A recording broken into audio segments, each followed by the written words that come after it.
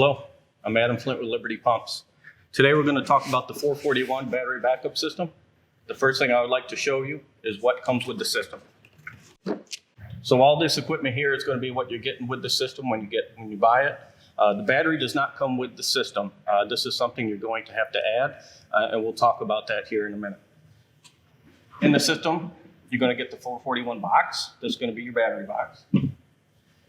These here are some accessories you're going to need to install the system. This is actually going to include 2 check valves, and I'll tell you why both of these are very vital. You have your backup pump itself. This is going to be your 12-volt pump. Here's your charger. This is going to be plugged into a 115-volt outlet, and this is going to charge your battery. This is your terminal block. This is what everything's going to get plugged into and essentially operate the system. And here's your switch. This is what's going to activate your pump. So all these items here are going to come inside that box. As I mentioned before, the battery is something that does not come with the system. This is going to need a deep cycle marine style battery, not a regular 12-volt car battery. You're going to need a deep cycle marine battery. And this is something that you would probably like to spend a couple extra dollars on. You don't want to go with the lowest cost one. The better batteries are going to give you longer life. It's going to give you better performance on the pump as well. So let's get to the installation.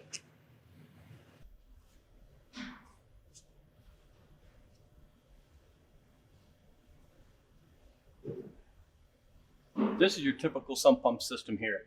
You have a primary pump, check valve, and this is your discharge, which is going to be leading outside.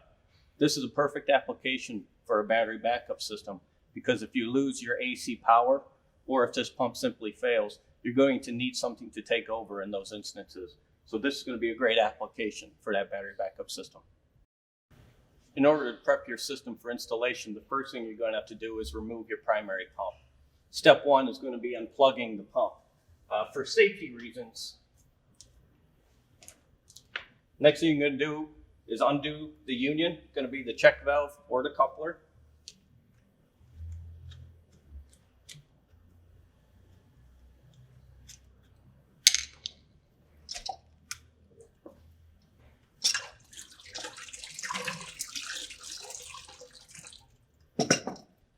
This would also be a great time to physically get into the pit, feel around in there, make sure there's no debris in there that could potentially jam your pump when you replace it.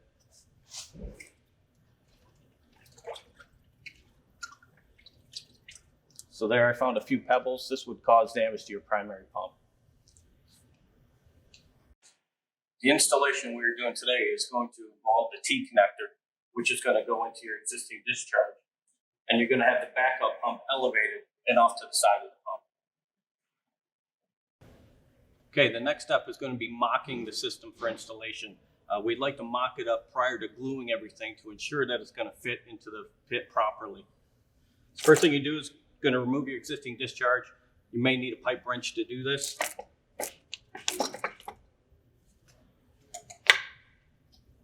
We're going to put our check valve in. It's important to notice with any kind of threaded connection, you'd like to put some sort of tape on it to ensure a nice tight seal.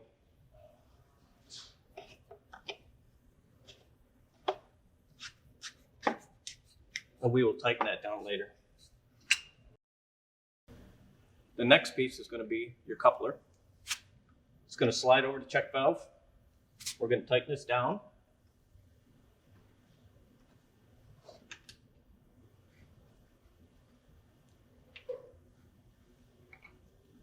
Next piece is going to be the first part of your discharge. Now I pre-cut this. This is about 3.5 inches long. Normally you would cut that from the discharge that you took off. This is going to slide in as far as it'll go. We'll tighten the top.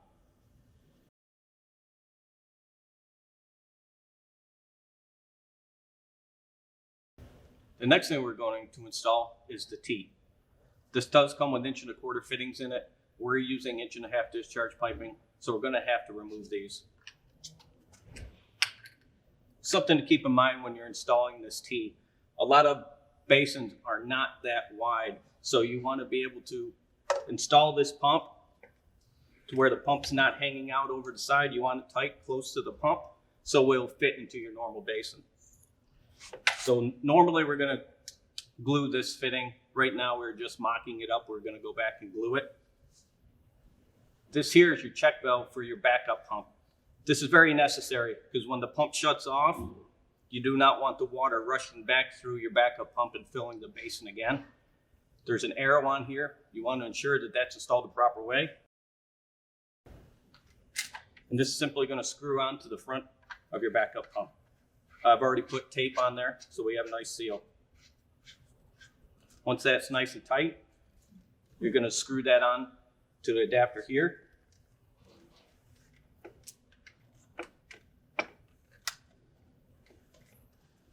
And you're essentially just going to want that, make that hand tight for now.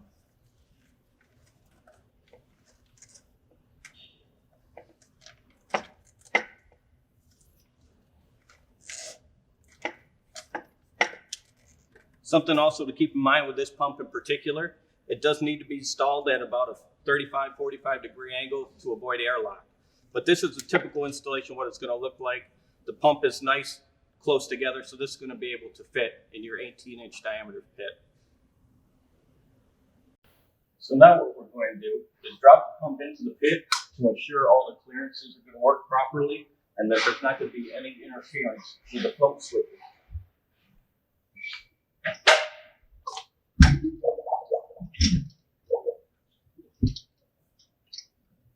Okay, that looks pretty good. The connections that we're going to use is a rubber coupler. If you don't have one of these, you can use the check valve that you took off of the other discharge pipe. We have enough check valves in here, so you do not need another check valve. That's why we're going to go with this coupler.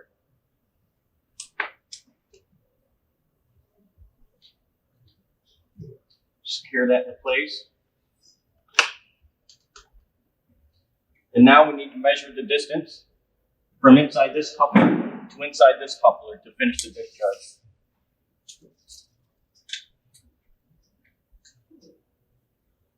So it looks like it's going to be about 19 inches. Okay, we've installed our 19-inch discharge pipe here. Something I would like to point out here is you have your incoming water supply here. This is our primary pump. And you notice there's plenty of clearance between the primary pump switch and the wall of the pit. That is very, very important. Also, there's plenty of clearance around the pumps themselves, so there should be no interference.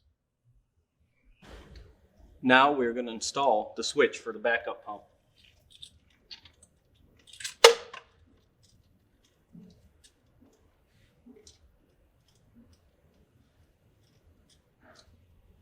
So the next thing we need to do is select the placement of the switch. A couple things to keep in mind here as well. This is your incoming water, so that's the water coming from the ground. You do not want the switch and that groundwater to be interfering with each other. You want this switch to be able to move up and down without any obstruction. You've got your cords here. The cords are well out of the way. Also, the height of the switch. We want to be very particular where that height is. We do not want the water too high, and obviously we do not want it too low. So we're going to find a good spot for it, and we're going to snug it up.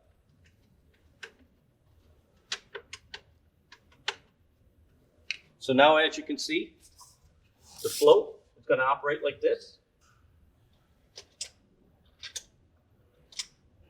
So this is going to be about your water level when this pump operates, which is going to give you the best operation.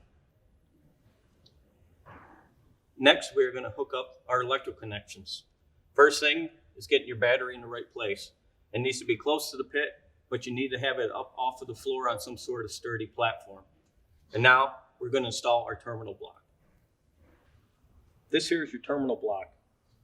You're going to hook it to our battery box using the 3M adhesive tape that we provide. The terminal block is going to have your audible alarm on it, your connections to your pump, your float, also your connections to the charger and the connections to the battery. This also has an alarm, enable, disable button with a 20 amp fuse. Now we're going to start your electrical connections, starting with your battery leads. You have the red and black. Red's going to be positive, black to negative.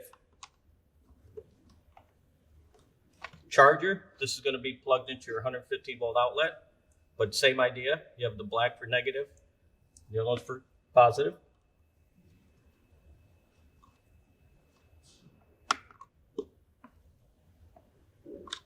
Next is going to be your float switch. This could be installed either way. There's no color coding.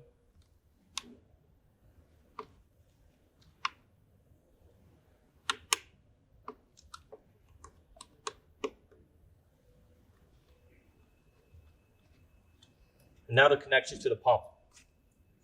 Keep in mind, this does have to be positive and negative, and the positive is marked on the cord.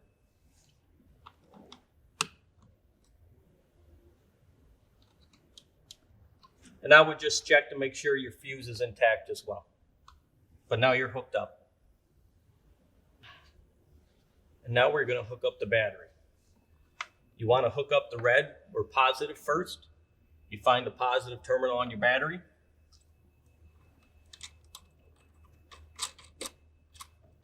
I'm going to tighten that down.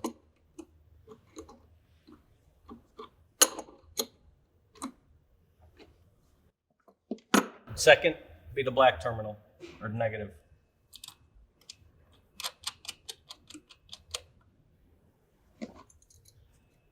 Tighten that down to ensure good connection.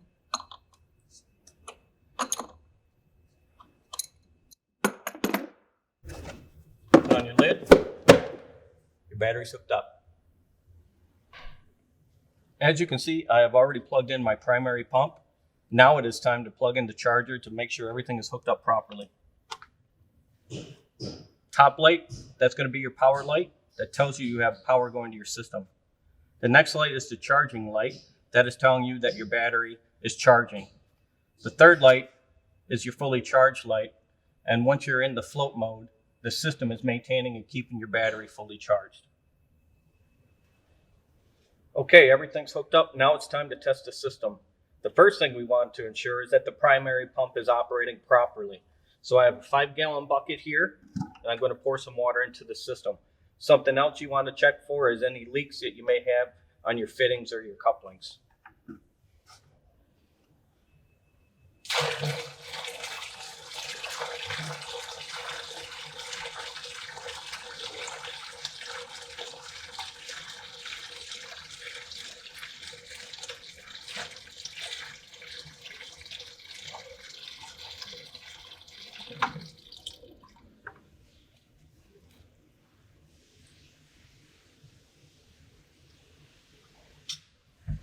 Okay, the primary pump works. Okay, so the primary pump works. That's great. Now it's time to test your backup pump. What I did is I unplugged the primary pump to simulate a power outage or a main pump failure. Now I'm going to introduce more water to the pit to activate the float for the backup pump.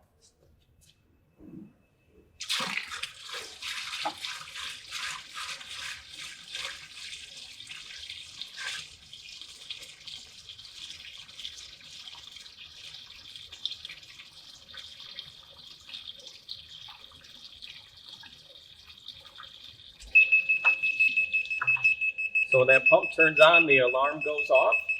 And when that's done pumping, that alarm will come right out.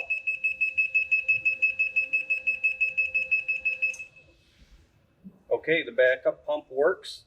Now everything's set. Now what we would do is first is plug your primary pump back in. I'm going to tie these cords up, make it look really pretty. And if you have a lid, now it's time to put your lid back on. Thanks for watching.